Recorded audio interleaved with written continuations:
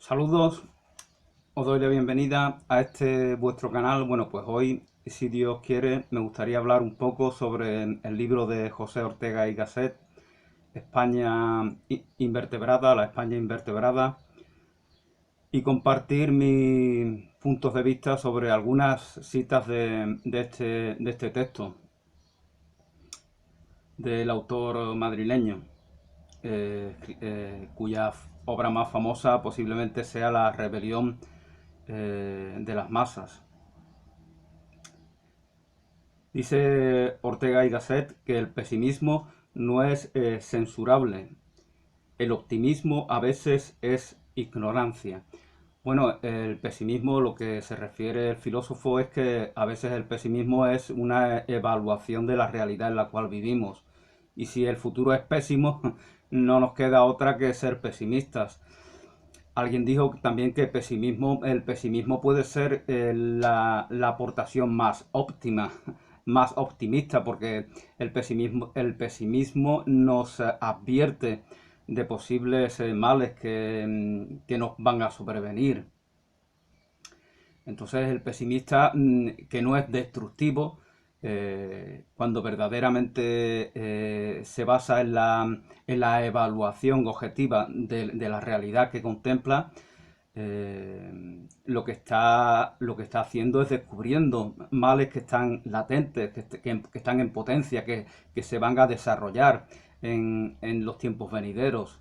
Por lo cual, él es el aportador más óptimo, en cierto sentido, es un optimista, puesto que nos permite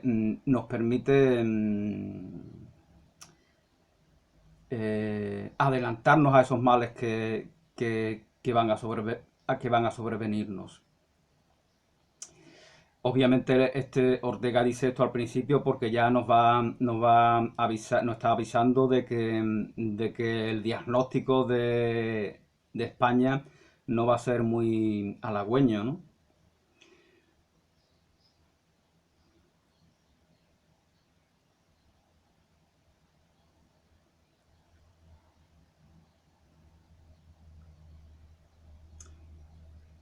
Un mal que se da en este pueblo español, según Ortega, es que nos tendemos a hacernos ilusiones en torno al pasado en lugar de con respecto al porvenir. No construimos nuestra nación, nuestro poder, nuestra integridad mirando hacia el futuro, como desde mi punto de vista hacen otras naciones que han tenido mayor relevancia, otras naciones europeas que en todos los ámbitos han tenido, también en lo negativo, han tenido mayor relevancia en los 2 últimos siglos, ¿no? Desde la Revolución Industrial, como Inglaterra, como Francia, como Alemania. Ellos miran hacia el futuro. El español, según Ortega, tiende a ser iluso, tiende a recrearse en un pasado y a fantasear con respecto a él. Esto es muy actual también, ¿no? Fijaos en la cantidad de tiempo y de esfuerzo que pierden muchos en negar presuntas leyendas negras, ¿no? Tienen esa obsesión de... Pero cuando hablan tanto es porque esas leyendas negras tienen ascendente sobre ellos. Si no, no estarían permanentemente... Y aquí se confirma lo que dice Ortega, ¿no? Esa obsesión, ese tener que retrotraerse en el tiempo para darse un valor. Como si el valor de nosotros no se diera ya, aquí y ahora.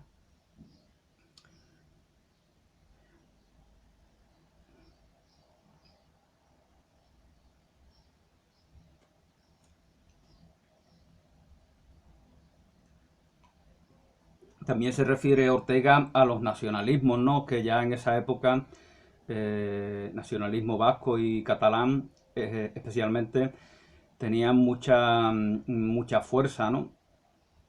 Él los llama particularismos.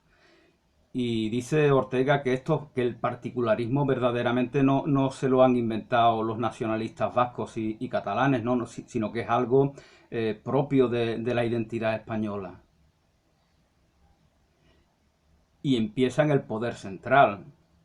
En el poder central empieza el particularismo del cual emanan otras versiones de ese particularismo como son el nacionalismo vasco o el catalán. Entonces está afirmando Ortega de que el problema no ha sobrevenido súbitamente, ¿no? Sino que ya está en la propia identidad, en la propia conformación del Estado, de la nación española. Fijaos cómo se va conformando España, ¿no? Se conforma debido a la expansión de Castilla, ¿no? Castilla pues anula al Reino de León, por ejemplo, conquista el Reino de Granada, se extiende desde La Coruña hasta Cádiz, desde Santander hasta Almería, y luego se fusiona con el Reino de Aragón. Condiciona la desaparición del Reino de Granada, es una expansión es una imposición. La idolatrada reina Isabel está permanentemente en guerra civil, ¿no? La guerra contra Portugal en cierto sentido es una guerra civil también, pero no solamente está en guerra con Portugal, sino que está en guerra con todas las minorías, ¿no? De ahí la obsesión que algunas personas muy de extrema derecha tienen con las oligarquías, ¿no? Porque verdaderamente ya en esa época el poder central, la reina Isabel la Católica, está confrontado y está confrontada por intereses económicos. Quiere tomar dinero de esas nuevas posesiones y las oligarquías pues lógicamente no están muy predispuestas a ello.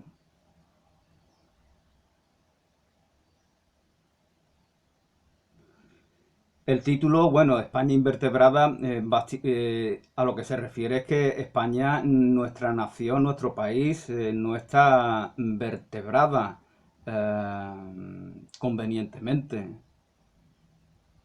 Es decir, no hay un esqueleto que la sostenga de manera consistente, no tiene una consistencia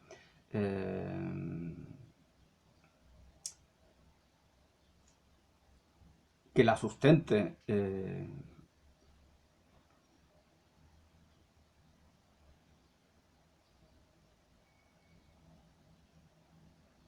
Y que esta falta de vertebración no es un mal actual solamente, sino que ya nos viene del pasado, ¿no? De cómo a partir del siglo XV y XVI se va conformando el Estado español.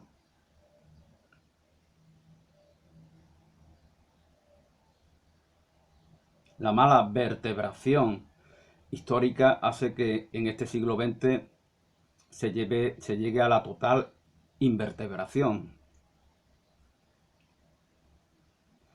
Bueno, nos habla también, no recuerdo exactamente a qué se refiere, de cómo Europa no sabe organizar la paz. Bueno, este libro lo escribe Ortega después de la primera, este pequeño folleto, porque no es muy extenso, lo escribe Ortega y Gasset después de la Primera Guerra Mundial y antes de la Segunda Guerra Mundial.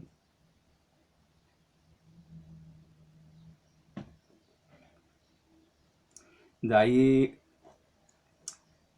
cierta obsesión, desde mi punto de vista, bastante. Esa idolatría de lo castrense, de lo bélico, que desde mi punto de vista hace Ortega y Gasset. Porque yo creo que hablaría en otros términos si hubiera escrito el libro posteriormente a la Segunda Guerra Mundial, donde se cometieron tantos crímenes de guerra, ¿no? Tanto genocidio, tanta crueldad contra millones de personas.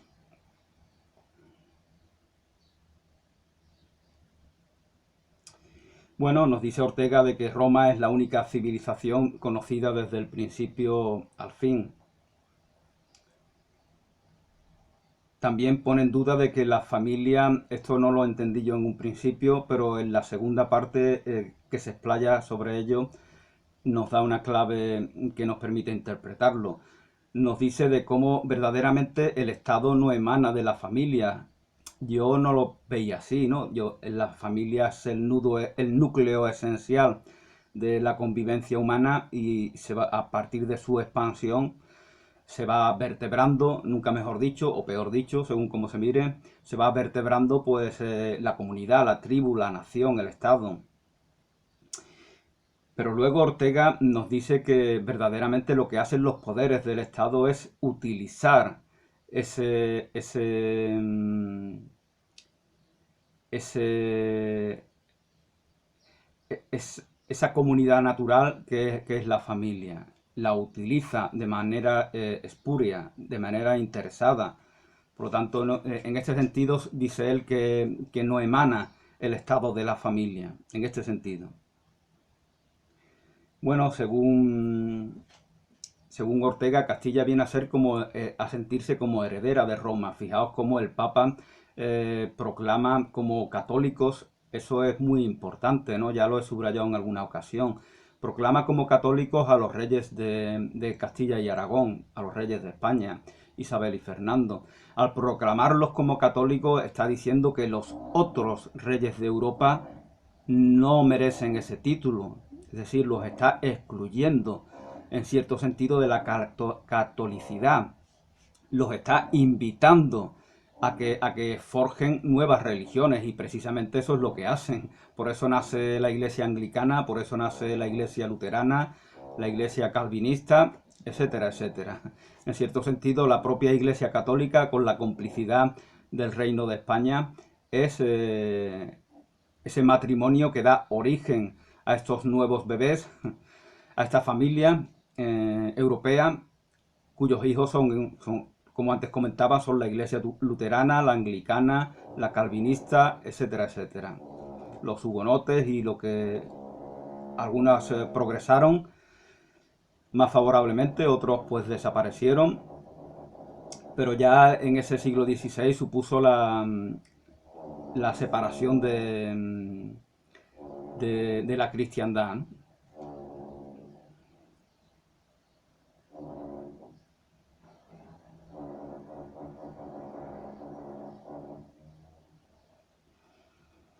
Nos habla también que es el punto más controvertido, ¿no? Y que a mí me gustó menos es de la fuerza de las armas, ¿no? De la importancia del guerrero, del soldado, del militar, ¿no? Pero claro, como antes comentaba, cuando Ortega y Gasset dice esto, ¿a qué se está refiriendo? Yo pienso que tiene en mente esos soldados, esos templarios, esos cruzados, esos conquistadores, esas personas que con medios artesanales, aunque la guerra no tenga nada de arte ni nada de sano, con medios artesanales, con espadas, con saetas que no tienen nada que ver con las de Semana Santa, combatían hombres contra hombres. Pero hoy en día la guerra no es eso, la guerra es exterminio de millones de personas, de millones de inocentes, ataque indiscriminado a la población civil. Yo no creo que Ortega y Gasset pudieran validar esto. Yo no creo que Ortega y Gasset pudiera decir que eso denota superioridad. Eso denota crueldad, opresión. Ortega y Gasset también en algún lugar critica a Inglaterra, ¿no? Critica su dejación con respecto a lo que está aconteciendo en Europa. Sin embargo, se le olvida a Ortega y Gasset, o no tiene en cuenta, porque aún no ha sucedido eso, de que es Inglaterra la única nación que se opone al régimen de Hitler al principio, puesto que Rusia ha llegado a un acuerdo con el dictador nazi, puesto que Francia finalmente es invadida, así como Holanda y otras naciones de Europa. Por lo tanto, y España pues ha salido de la guerra civil y, y está como un aliado pasivo de la dictadura nazi. Por lo tanto, solamente queda en Europa Inglaterra y por eso Winston Churchill es elegido como primer ministro, porque es el único que se ha dado cuenta del mal que les va a sobrevenir desde esta nueva Alemania, desde este nuevo país, que junto a otro nuevo país, Italia, amenazan la convivencia y la paz en Europa. Son nuevos países porque han sido conformados en la segunda mitad del siglo XIX, tal como los entendemos ahora, ¿no? Obviamente italianos y alemanes son pueblos muy, muy antiguos. También se refiere a la industria, ¿no? Esto, bueno, pues esto no deja de recordarme el manuscrito de una bomber sobre el cual hice un vídeo recientemente, ¿no?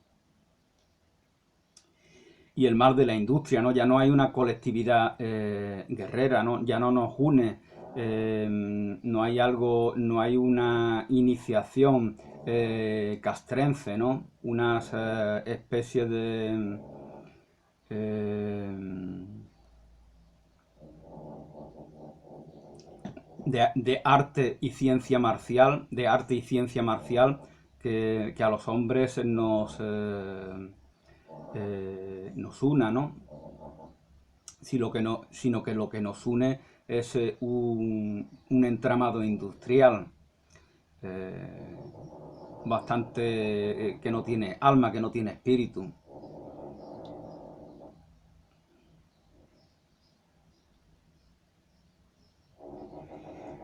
Desaparece el apetito de peligro. Se refiere también a esto Ortega y Gasset, ¿no? Yo lo relaciono, aunque no lo alude a ello el filósofo, con la vida nómada. La vida nómada, por eso hice un vídeo hace años sobre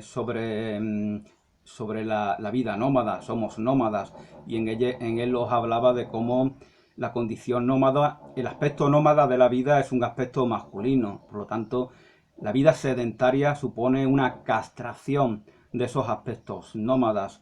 Nos vamos amanerando, nos vamos volviendo,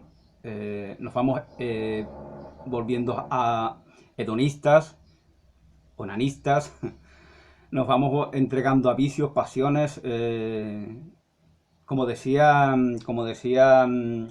el místico Thomas Kempis, ¿no? En la gula, eh, en la falta de potestad sobre la alimentación, es decir, en la gula, en caer en la gula, ya se están manifestando todos nuestros vicios, todos nuestros pecados, todas nuestras bajas pasiones, toda nuestra vida evasiva, que desde mi punto de vista se está normalizando desde hace décadas en las naciones de Europa, ¿no? En la vida occidental.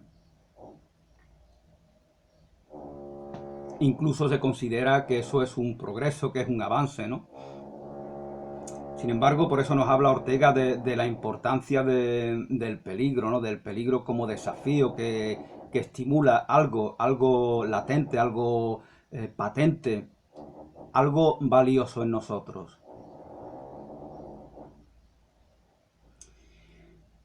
Afirma también textualmente Ortega que el espíritu industrial maneja a los ejércitos. Es decir, ya ha sido... hay una indiferencia total hacia otro tipo de valores que tengan que ver con el espíritu, que tengan que ver con la tradición de cada pueblo.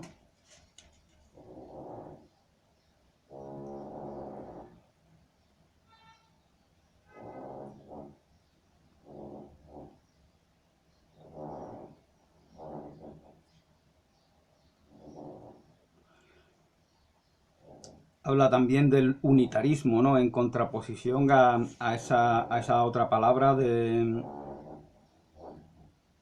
particularismo, ¿no? Que también es un mal, el unitarismo, ¿no? Esa idea de que todo tiene que estar unificado, ¿no? De que todo tiene que ser monocolor. Y que afirma el filósofo que es un producto de cabezas incapaces, ¿no? Es decir, necesito al tener al tener tal pobreza intelectual, al tener tal inopia, necesito que todos los demás y todo lo demás sea un reflejo del poco conocimiento que yo tengo. Eso, desde mi punto de vista, es el mal unitarista.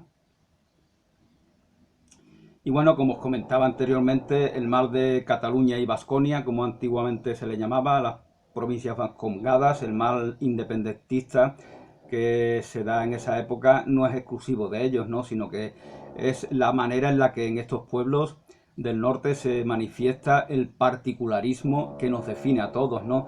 Dice Ortega y Gasset en otro punto que en Galicia, por ejemplo, el nihilismo califica a Galicia y a Sevilla, curiosamente nombra a una región, Galicia, y a una ciudad o provincia, Sevilla, no a toda Andalucía, porque Andalucía es muy compleja, es muy plural desde mi punto de vista, no tiene ese espíritu unitario, no tiene esa conciencia nacional que se da en Galicia precisamente. Pero para Ortega y Gasset, entre los gallegos hay una actitud nihilista normalizada, al igual que entre los sevillanos. Y dice, ¿por qué no asusta tanto como otras expresiones del particularismo, como pueden ser el independentismo vasco o el independentismo catalán? Él piensa que nos debería de asustar en igual medida, nos debería de preocupar en igual medida ese nihilismo sevillano y gallego. Afirma Ortega que la España una grande y libre, ¿no? que decía el régimen franquista, la España una nace en la mente de Castilla. Castilla se va expandiendo y por lo tanto es su pretensión, consciente o inconsciente, la de anular a otros pueblos, al reino de Navarra, al reino de Granada, al reino de León.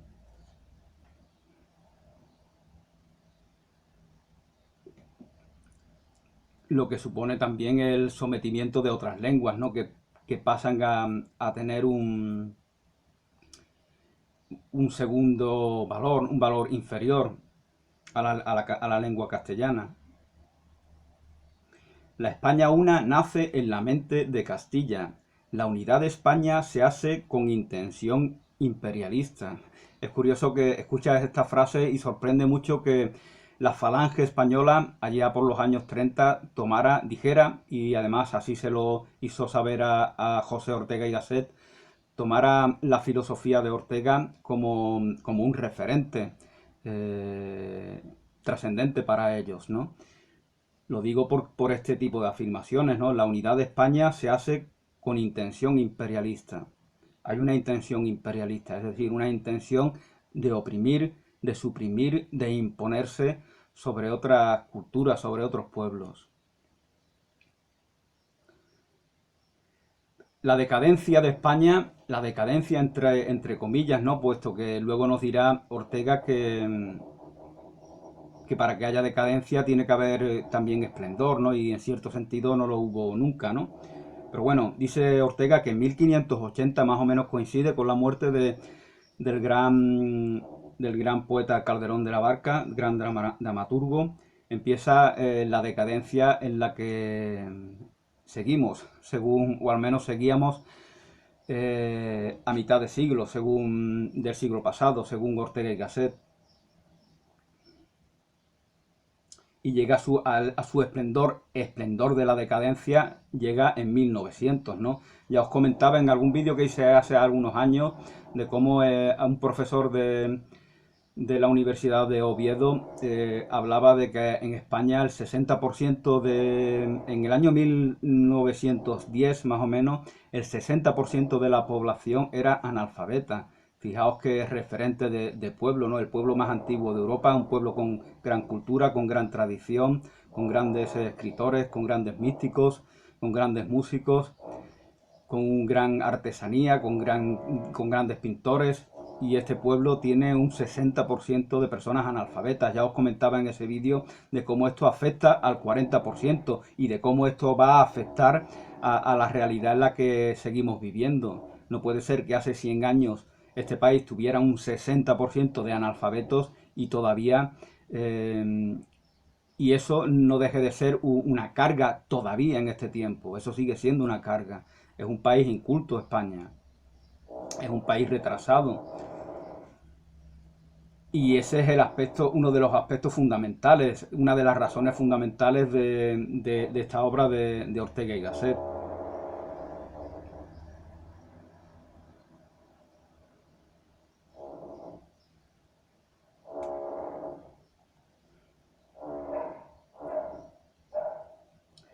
Bueno, también relaciona el independentismo con la riqueza, ¿no? Bueno, esto en Italia, por ejemplo, lo vemos, ¿no? Con esa en Liga Norte, ¿no? Lo vemos en Cataluña, ¿no? Cuando dice España es roba. Cuando nos dice lo que están afirmando es que ellos son superiores económicamente y por lo tanto quieren segregarse para que se dé esa progresión económica que para ellos, según su punto de vista, va a ser mejor. Entonces él dice que verdaderamente, dice Ortega y Gasset, que fundamentar el nacionalismo y el independentismo en un motivo económico verdaderamente es el más sincero y el más auténtico.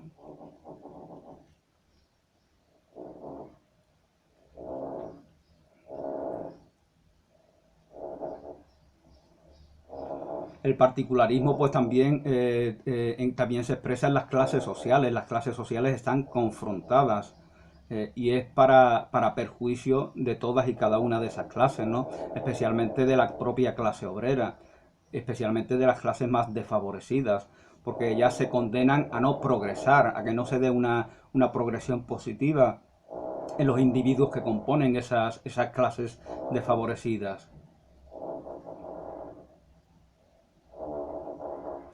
Es difícil imaginar una sociedad menos elástica que la de España. Tener un ejército y no usarlo es un error. Esta es una de las afirmaciones a las cuales antes me refería, ¿no? Si el ejército está para usarlo, vamos a usarlo matando a las personas. Y fijaos lo que hoy en día ya supone el cuerpo militar. El cuerpo militar no es un conjunto de hombres, sino que hoy en día es un conjunto de armas horribles que tienen la capacidad de asesinar a millones de personas, con lo cual este tipo de afirmaciones son completamente ucrónicas, ¿no?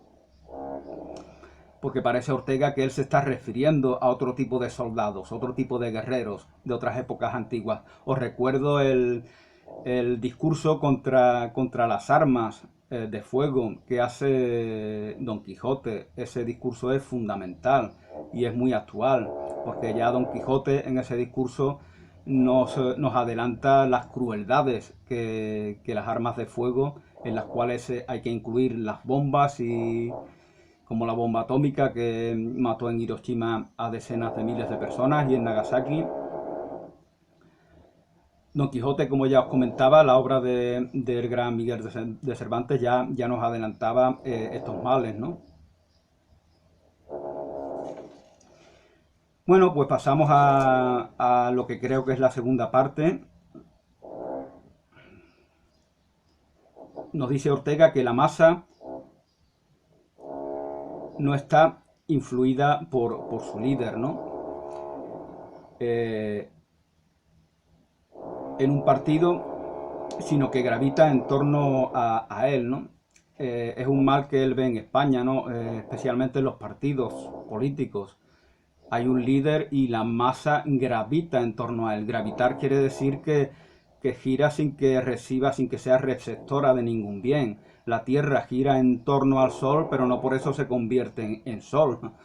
Pues a eso se refiere. Esta es una manera de adular esa necesidad que tiene la masa de agruparse, ¿no? Lo vemos en los estadios de fútbol. Hace años hice un vídeo sobre la homosexualidad emocional, así lo llamé, y aludía a los estadios de fútbol, ¿no? Y a las grandes concentraciones a la que por décadas muchos hombres se han sentido atraídos, ¿no? Porque necesitan hacer piña, necesitan compensar el poco valor que le dan a su individualidad, sintiéndose importantes como partícipes de una masa, como partícipes de un rebaño.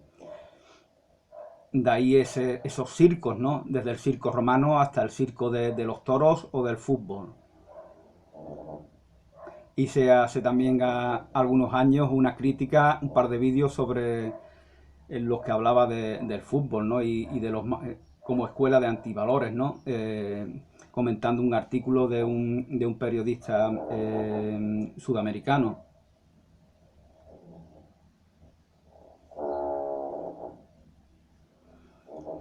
Y esto que os comento nos recuerda a estos lemas que se repiten en las redes sociales. Solo queda Vox, solo queda Vox, desocupa manda. Eh, es una necesidad gregaria que tiene el españolito y españolita, que siente un gran desprecio por sí mismo. Entonces busca darse valor mimetizándose, mimetizándose en un partido, en un grupo mayor.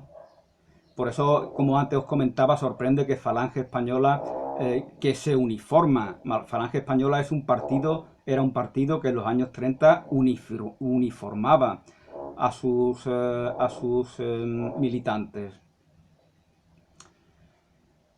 Y esa es una manera de rebañismo, ¿no? Esa es una manera de compensar el desprecio al individuo con esa mimetización con un grupo. Y es una manera, como utilizando el lenguaje de Ortega, una manera de orbitar en torno a un líder sin que verdaderamente haya un enriquecimiento provechoso para aquel que está orbitando. Porque lo que busca es compensar ese desprecio, como antes os comentaba.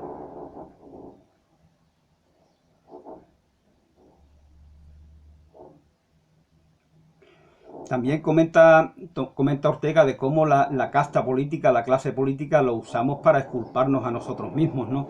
La casta política efectivamente se convierte en un particularismo más, ¿no? Pero nosotros, el común de las personas, tendemos a culpabilizar a la casta política como si el mal que vemos en ello no estuviera en la sociedad, cuando verdaderamente la clase política es reflejo de males que se dan en la sociedad. Entonces, esa permanente acusación indefinida de todos y cada uno de los políticos lo que busca es exculparnos o exculpar al pueblo y exculpar al individuo que conforma ese pueblo.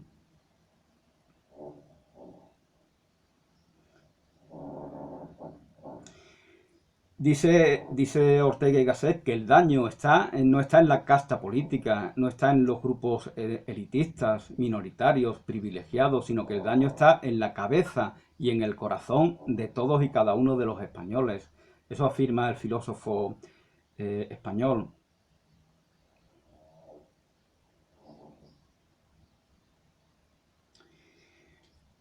Se refiere un poco a Estados Unidos, ¿no? Y dice cómo incluso con falta de moralidad se puede dar una progresión positiva, y pone el ejemplo de Estados Unidos. En Estados Unidos no hay moralidad, no hay ética. De Estados Unidos viene la pornografía, de Estados Unidos viene la obsesión con el progreso industrial y tecnológico. De Estados Unidos, pues sobre él escribió Lorca, el poeta en Nueva York. De Estados Unidos nos viene, como contrapunto, nos viene el anarcocristianismo de Thoreau, de Emerson, de muchos y muchas abolicionistas del siglo XIX, que fueron predecesores de Tolstoy. Y nos viene también el citado una Bomber, ¿no? Como contrapunto, como antes os comentaba, a esa sociedad degenerada que se va forjando en Estados Unidos y que se va expandiendo por su propia madre, que fue Europa, y por todo el planeta.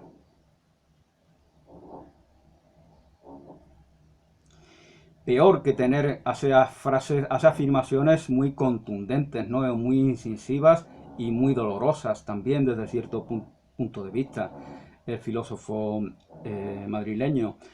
Peor que tener una enfermedad es ser una enfermedad. Entonces dice Ortega que no es que tengamos una enfermedad, es que somos una enfermedad. Y por lo tanto no hay opción. Aparentemente, en principio no hay opción a sanar. Se refiere por esa actitud hermética de la masa, de estar completamente cerrada a cualquier progresión en su propia persona. Ese culto a la imbecilidad, ¿no? Ese culto al rebaño, ese culto a orbitar en torno a un líder que no le provee de ningún conocimiento, de ningún avance en sí mismo. Eso es la enfermedad. La idea de casta irrita a la sociedad decadente. De casta viene Castilla, dicho sea de paso. Casta, hemos pasado de reverenciar a nuestras castas a, con perdón, cagarnos en ellas. De eso hemos pasado, nos cagamos en las castas porque somos seres degradados, decadentes, degenerados, sin valores, sin principios. Esa es la sociedad española y verdaderamente, desde mi punto de vista, esa es la sociedad occidental, ¿no? Pero casta, bien nos indica Ortega y Gasset, casta tiene un sentido muy positivo, ¿no? La casta son nuestros mayores. La casta referida a una élite supone una aristocracia en el mejor de los sentidos. Las personas más formadas, las personas más cultas, las personas que tienen conocimiento, las personas que tienen sabiduría, las personas que pueden influirnos positivamente. Esa es la casta, esa es la élite, ese es el grupo minoritario. Que desde el punto de vista de Ortega debe de ser reverenciado y debemos de permitir que nos provea de una influencia positiva a través de una receptividad activa, no orbitando en torno a ellos como antes comentaba. Casta significa organización, vertebración. Donde hay casta hay vertebración. Aquí nos da otro tópico fundamental para comprender el sentido del libro. Donde hay casta hay vertebración, hay articulación, hay un elemento que sustenta de manera consistente a todo el pueblo, a toda la nación, a todo el Estado.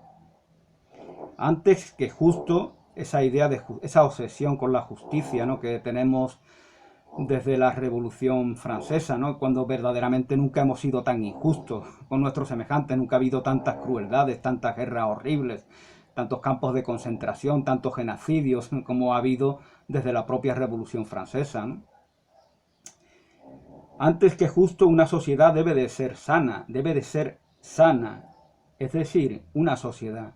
Una sociedad, a lo que se refiere Ortega, es que una sociedad que no es sana no es una sociedad. Aparenta serlo, pero no lo es. Solo una sociedad sana es una sociedad.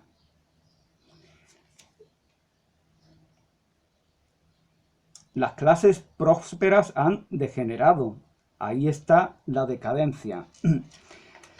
Esto lo afirma él para que quede claro que no se trata de un ensañamiento con los más desfavorecidos, con la clase media, la clase obrera, sino que el problema verdaderamente se manifiesta de manera más evidente en las clases destacadas, en su degeneración.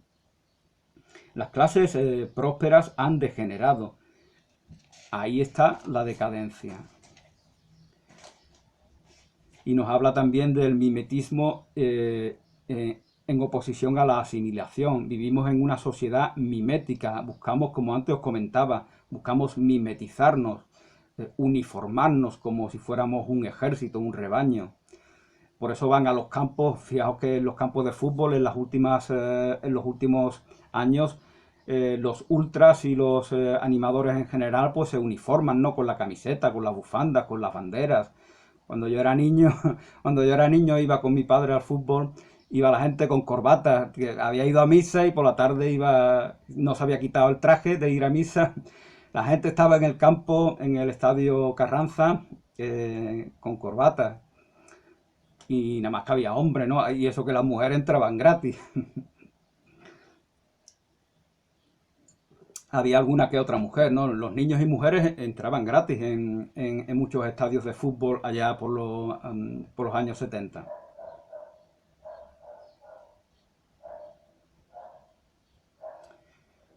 La asimilación, volviendo a lo que antes os comentaba, es exactamente todo lo contrario, es la predisposición a que aquel líder, aquel intelectual, aquel conocedor, aquel que sabe verdaderamente, nos predisponemos a recibir esa enseñanza, pero no como algo ajeno a nosotros, ¿no?, sino como algo que está en nosotros latente. El conocimiento está en nosotros. Si no hay autoestima, si no hay valoración de sí mismo, si no hay una recepción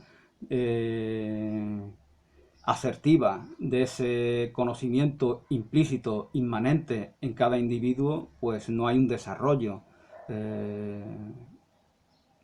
eficiente de todo ese potencial. Y para compensar buscamos la vida evasiva a la cual ya me he ido refiriendo a lo largo de este vídeo.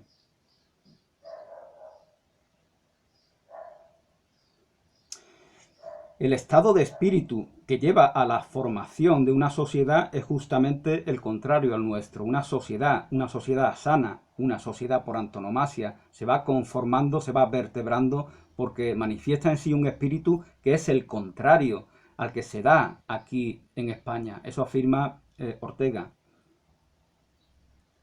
Una masa indócil es masa sin autoestima.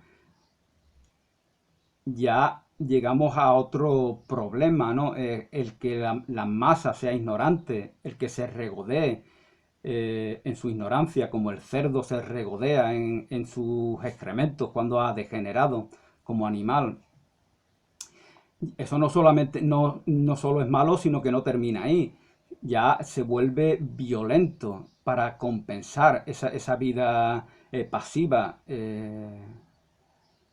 Entonces de ahí viene la indocilidad, la agresividad, la violencia, porque hay algo en sí le hace consciente de que ese no es el camino, y lo que hace es exteriorizar hacia sus semejantes el problema en vez de examinarlo y recapacitar.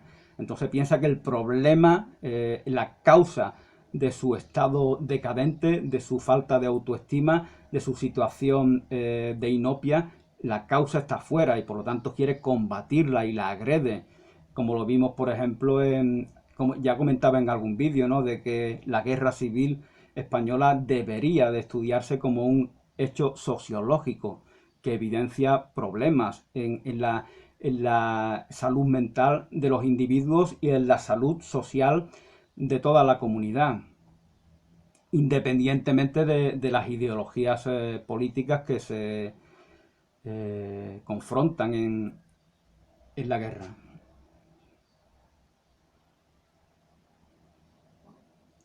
Nada revela mejor la condición de un hombre que los tipos femeninos de los que es capaz de enamorarse. Aquellas mujeres de las cuales los hombres nos enamoramos, hay una perspectiva un tanto machista, ¿no? Que diríamos ahora, ¿no? Pero en esa época era la normal. Lo mismo se podría decir de las mujeres, de aquellos hombres de los cuales ellas se enamoran. Se está dando noticia de cuál es la autoestima en la que ellas se tienen, de cuál es la realidad en la que ellas viven, de cuál es su identidad. Las mujeres, dice Ortega, las mujeres, los tipos femeninos de los cuales un hombre se enamora, es capaz de enamorarse, revela su condición. Es una de las cosas que con mayor claridad revela la condición de un hombre. Nos habla también de la aristofobia que existe en la sociedad española. No se trata de fobia hacia clases privilegiadas por su sangre azul. Para Ortega, la aristocracia no son condes, duques, marqueses. La aristocracia son las élites relevantes de la sociedad. Esa es la aristocracia. Por ejemplo, las élites universitarias que salen formadas de estos centros educativos, ¿no? Las élites intelectuales.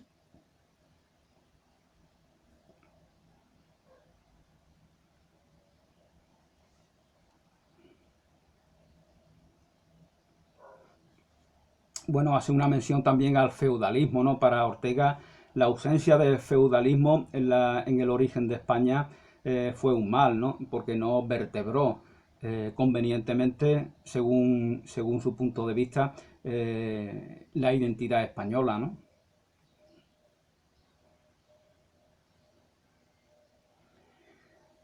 Nos comenta las diferencias que hay entre civilización y cultura. También nos habla de los visigodos en contraposición a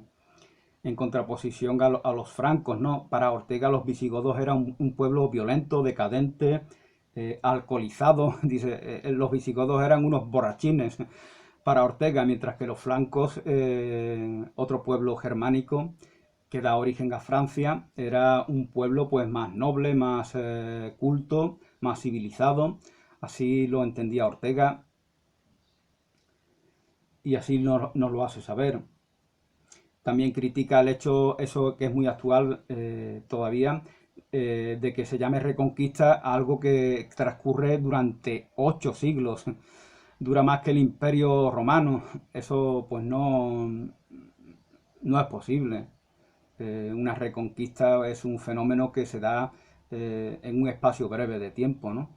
El reino de Granada, tan cercano a estas tierras de Andalucía occidental, pues duró varios siglos, ¿no? Y se constituyó como una entidad política consistente y fue invadido, ¿no? Fue invadido porque desde su propio interior se fue tambaleando, ¿no? Desde sus propias guerras interiores, ¿no? Pero las aprovechó Isabel I y el Reino de Granada para llevar la conquista, y esta conquista sí que duró apenas una década, ¿no? La conquista del Reino de Granada a finales del siglo XV, justamente cuando también se da el descubrimiento del continente americano.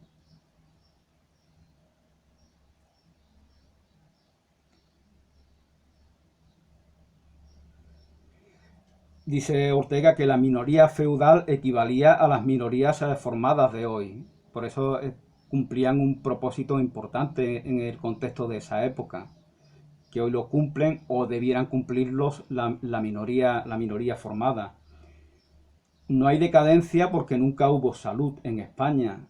No hay decadencia de la salud del Estado, de la nación, del pueblo español, porque desde el punto de vista de Ortega jamás hubo un Estado saludable eh, en la sociedad española. Y entre otras cosas, pues es porque no ha habido una minoría selecta. Aparte de que no la haya habido, como ya ha apuntado tantas veces Ortega, se daba esa aristofobia, ¿no? Ese odio a la minoría, ese odio a la élite, ese odio a la intelectualidad.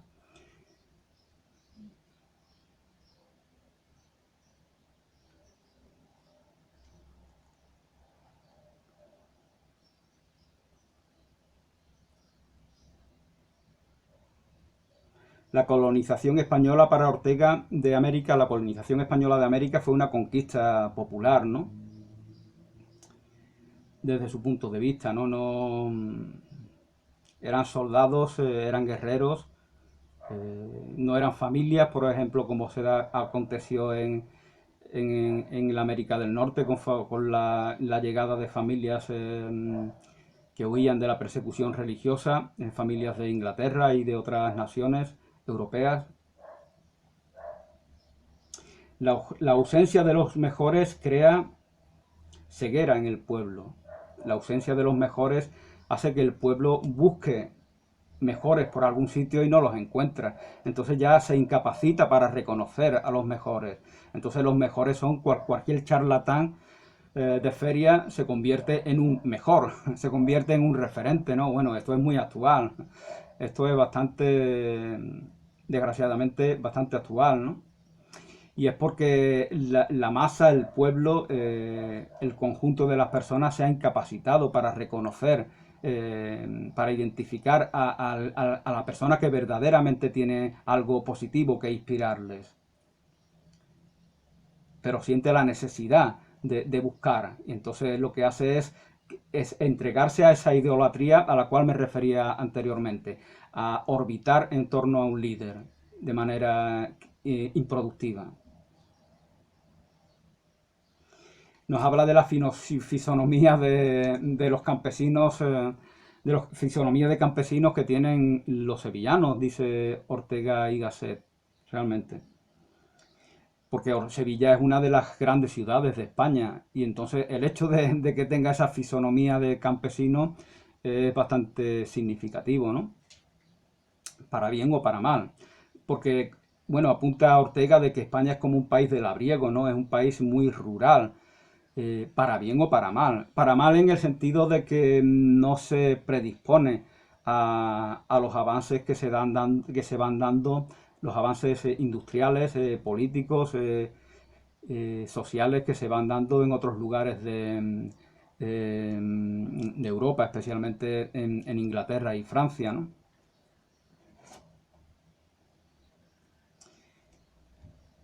También otro problema que apunta Ortega es el odio a la individualidad, curiosamente. De ahí la necesidad de mimetizarnos con un rebaño, con un grupo, eh, de uniformarnos.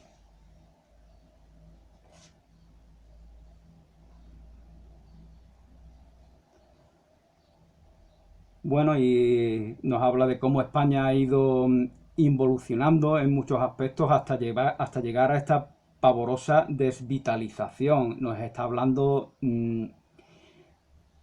pocos años anteriores a esa guerra civil que mata a cientos de miles de personas, ¿no? 125.000 niños a los cuales no se suelen recordar, por ejemplo, ¿no? Y no hace falta que vengan de otros países, sino que es algo, por lo que antes os comentaba, ¿no? Del interés sociológico que tiene este hecho.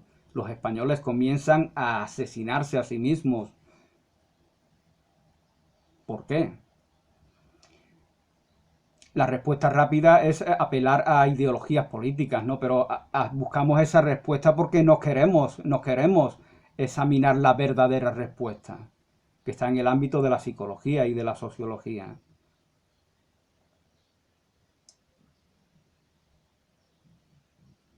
Bueno, pues en principio es pesimista, aunque al final, Ortega y Gasset, aunque al final pues nos habla de algún indicio positivo de regeneración de estos males de nuestra patria.